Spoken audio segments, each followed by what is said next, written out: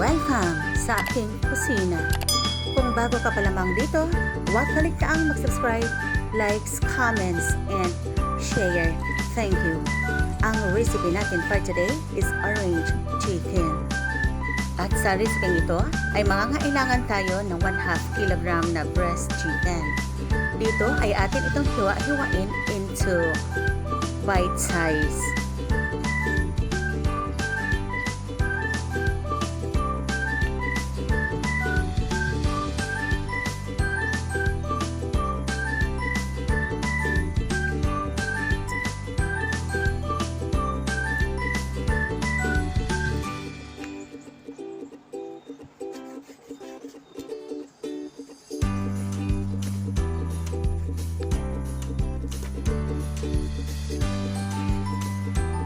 Bago natin ito i-marinate, kailangang nahugasan natin ito ng mabuti at na-i-drain ito. Dito, maglalagay tayo ng bawang, asin, ground black pepper, freshly squeezed orange juice, and atin itong paghalo-haloing mabuti. Para mas lalong sumarap ito, maglalagay tayo dito ng oyster sauce. Paghalo-haloin natin itong mabuti, mga friends.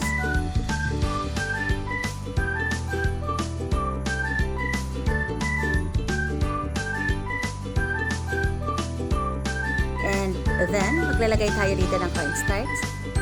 At lagyan din natin ito ng konting tubig. Tunawin muna natin itong mabuti bago natin paghalo-haloin.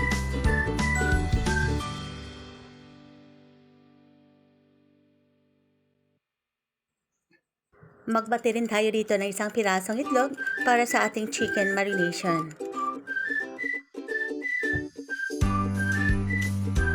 Dito, ibubuhos na natin ito sa ating chicken and then, atin itong paghalo-haluing mabuti.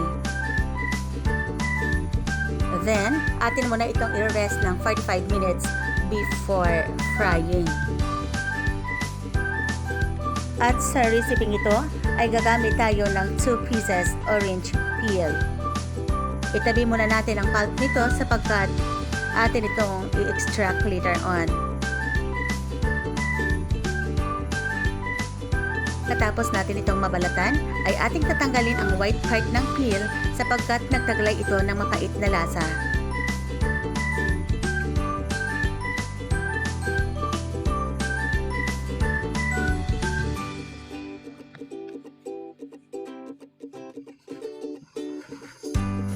At pagkatapos ay atin itong hiwa-hiwain into thin strip.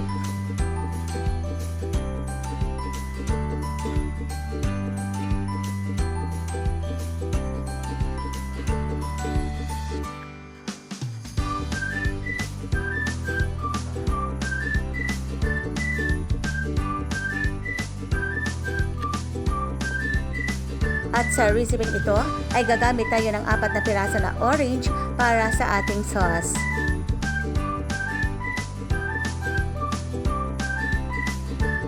Higain natin itong mabuti and atin itong strain para hindi masali yung kaniyang mga buto.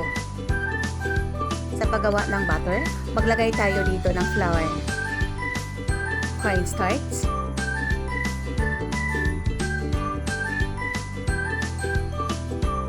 baking powder. Ang baking powder ay nakatulong ito para lalong lumutong ang ating chicken. Water. And then, paghalo-haloin natin itong mabuti.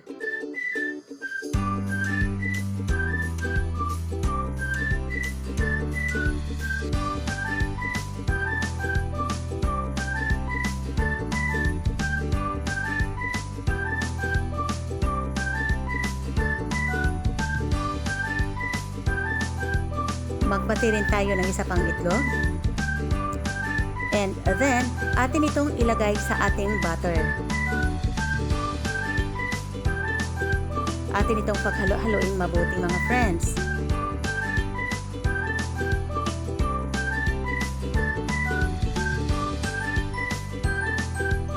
And finally, maglalagay rin tayo dito ng cooking oil.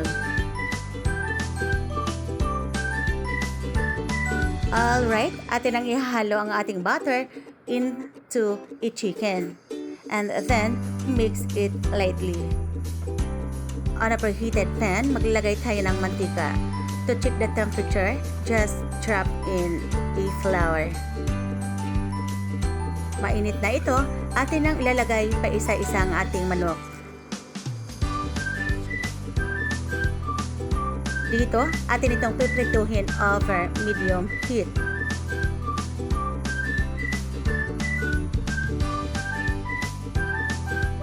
Piprituhin natin ito until the color will become beautifully brown in color.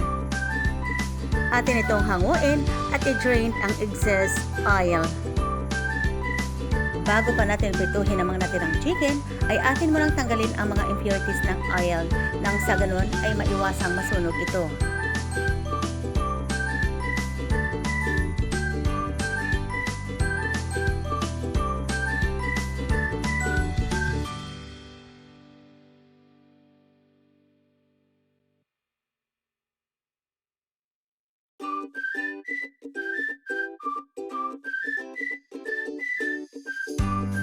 Para mas lalong lumutong ang ating pritong manok, ay kailangan muna natin itong i-double fry.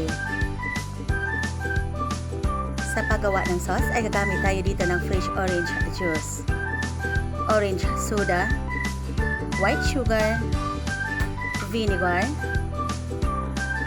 oyster sauce, salt, hot sauce, and then, atin itong i-mix ng mabuti.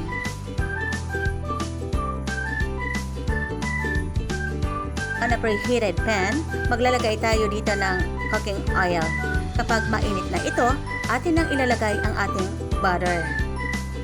And then, atin itong tutunawin over medium flame. Pag natunaw na ito, atin nang ilalagay ang ating orange zest. Atin itong isusati sa loob ng 1 minuto.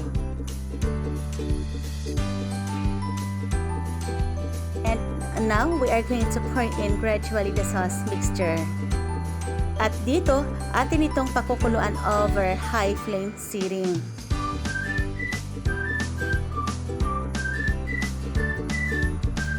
Kapag kumulo na ito, ay atin ang pahinaan ang apoy.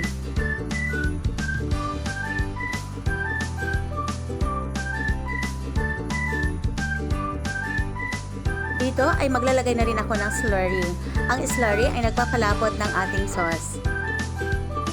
Dito ay atin itong pakukuluan sa mahinang apoy lamang.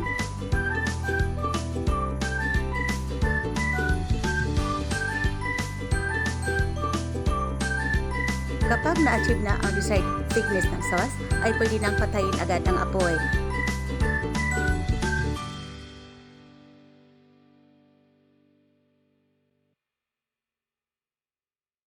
And now, let's drop in the fried chicken and coat it evenly. Kung ayaw nyo ng maraming sauce, ay pwede mo na ninyong bawasan ito bago pa ninyo ilulubog ang inyong mga pritong manok.